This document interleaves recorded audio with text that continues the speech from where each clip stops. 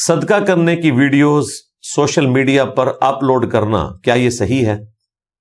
اگر تو اس کا مقصد لوگوں کو ترغیب دلانا ہے تو یہ بالکل درست ہے، کیونکہ قرآن پاک میں درجنوں مقامات پہ جہاں اللہ تعالیٰ کی راہ میں انفاق کرنے کا حکم دیا گیا، ترغیب دلائی گئی، اس میں ساتھ یہ بات بھی ہوئی ہے کہ اللہ کے نیک بندے اعلانیہ بھی اللہ کی راہ میں صدقہ کرتے ہیں اور چھپا کر بھی کرتے ہیں۔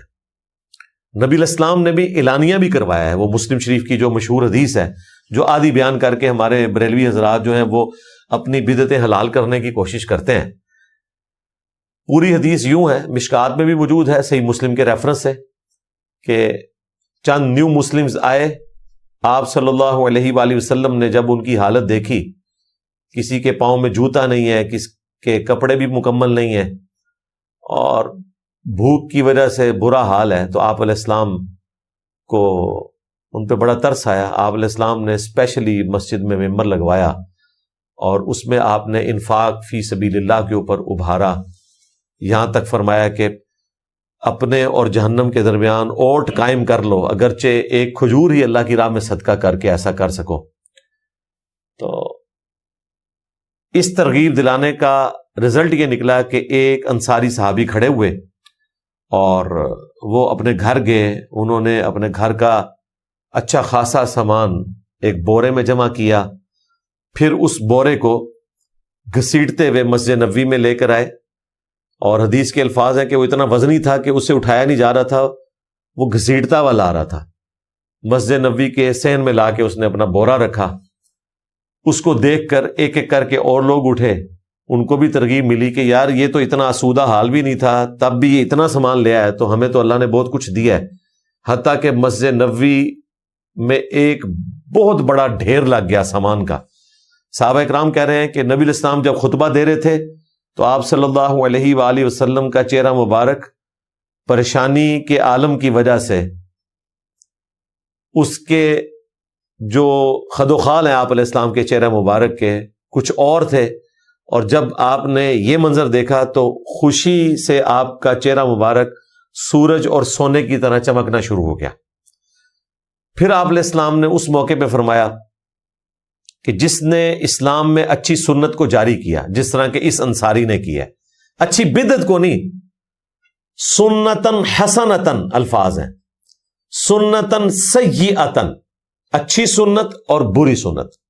جس نے اسلام میں اچھی سنت کو جاری کیا تو اسے تو ثواب ملے گا، اس کو دیکھ کر جتنے لوگوں نے اس پہ عمل کیا ان تمام کا ثواب بھی اس انیشل بندے کو ملے گا جس نے اس سنت کا آغاز کیا، اور ان کے بھی اپنے ثواب میں کوئی کمی نہیں آئے گی۔ یہ نہیں ہے کہ ان کا ثواب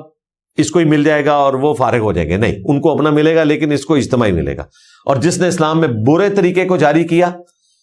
برائی کا وبال اس پر ہوگا، اور جتنے لوگ اس برائی پہ چلیں گے ان سب کا کمبائنڈ وبال بھی اس پہ ہوگا، اور ان کے اپنے وبال میں بھی کمی نہیں آئے گی کہ جی ہم تو عالم کے پیچھے تھے تو عالم پکڑا جائے گا، ہمیں اللہ تعالیٰ معاف کر دے گا، نہیں، آپ پہ بھی وبال ہوگا اگر آپ نے قرآن و سنت کی تحقیق کے بغیر کسی شخص کے غلط فتوے کو مان لیا۔ اور آج کل تو تحقیق کا بھی کوئی مسئلہ نہیں ہے، اسی زمانے میں آپ کو اور لوگ بتا رہے ہوں گے کہ بھائی یہ کہانی کروا رہا ہے، بچ جائیں اس سے، اصل بات یہ ہے قرآن و سنت میں لکھی ہوئی۔ آپ یہ بھی نہیں کہہ سکتے کہ مجھے تحقیق کرنا مشکل ہو گیا تھا، تحقیق آپ کے موبائل میں زبردستی پہنچ جائے گی یہ بتاتے ہوئے کہ بھائی آپ غلط راستے کے اوپر ہیں۔ تو اس مسلم شریف کی حدیث سے پتہ چلا کہ اسلام میں اچھے طریقے جاری کرنا یہ ثواب کا کام ہے۔ جس طرح امام بخاری نے صحیح بخاری لکھی، امام مسلم نے صحیح مسلم لکھی، احادیث وہی تھی لیکن جو کریمنگ کے ذریعے زبانی ریکارڈ چل رہا تھا اس کو ریٹن فارم میں لے کر آئے، تو اسلام میں ایک اچھا طریقہ جاری کر دیا۔ اسی طریقے سے مسجد میں نمازوں کے ٹائم فکس کرنا یہ ایک اسلام میں اچھا طریقہ ہے۔ الیکٹرانک کاؤنٹر اسلام میں ایک اچھا طریقہ ہے۔ ہوائی جہاز پہ حج اور عمرے کے لیے جانا اسلام میں اچھا طریقہ ہے۔ یہ اسلام میں اچھے طریقے ہیں، یہ اچھی بدعتیں نہیں ہیں۔ بدعت وہ ہے جو دین میں داخل کی جائے۔ من احدث فی امرنا ھذا، جس نے ہمارے حکم فرمائی ہوئی چیز میں کوئی چیز داخل کی، فہو رد، تو وہ مردود ہے۔ طواف کعبہ کے 7 چکر ہیں، اونٹنی پہ لگائیں، پیدل لگائیں، ویل چیئر پہ لگائیں، ٹرین پہ لگائیں،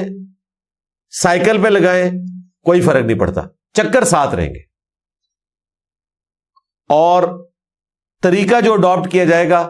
اس کی اجازت نبی الاسلام نے اس میں دے دی، اور اسی کو بنیاد بناتے تھے ہمارے بریلوی حضرات کے جی مسجد میں لائٹیں لگانا اور پنکھے لگانا، ایئر کنڈیشن لگانا، قالین بچھانا، یہ ساری بدعتیں ہیں، اس کو تو کوئی بدعت نہیں کہتا، یہ سارے اچھے طریقے ہیں اسلام میں، بدعت نہیں ہے۔ بدعت اس وقت ہوگی جب کوئی شخص دین میں داخل کر دے گا، مثلا یہ کہ جس مسجد میں قالین نہیں ہوتا وہاں نماز نہیں ہوتی، یا نماز کا حصہ ہے قالین، ایئر کنڈیشن، تو یہ آپ نے اب دین میں داخل کر لیا، تو پھر یہاں پہ وہ حکم لگے گا کہ من احدث فی امرنا ھذا فہو رد۔ تو صدقے کے لیے ویڈیو بنانا اعلانیہ طور پر، اس لیے کہ لوگ اس سے ترغیب پائیں، تو یہ بالکل درست ہے۔ البتہ اگر آپ کو شائبہ بھی ہو کہ اس سے ریاکاری ہوگی تو بھائی اپنی نیکیاں نہ ضائع کرے، نیکیاں تو ضائع ہوں گی، مال بھی ضائع ہو جائے گا، اس کا فائدہ تو کوئی نہیں ہونا۔ مسند احمد میں حدیث ہے، جس نے دکھلاوے کے لیے نماز پڑھی اس نے شرک کیا، حالانکہ نماز اللہ کے لیے پڑھی جا رہی ہے لیکن شرک ہو گیا، کیونکہ مخلوق کو آپ نے بیچ میں شامل کر لیا۔ جس نے دکھلاوے کے لیے روزہ رکھا اس نے شرک کیا، جس نے دکھلاوے کے لیے صدقہ کیا، اس میں صدقے کے الفاظ بھی ہیں، اس نے شرک کیا۔ تو اس لیے دکھلاوے سے بچیں۔ البتہ آپ کے سامنے کوئی کر رہا ہے، آپ اس پہ فتویٰ نہ لگائیں کہ یہ دکھلاوے کے لیے کر رہا ہے، اس کا اور اس کے رب کا معاملہ ہے۔ لیکن کچھ چیزیں ایسی ہیں کہ وہ واقعتاً دکھلاوے میں آ جاتی ہیں، مثلا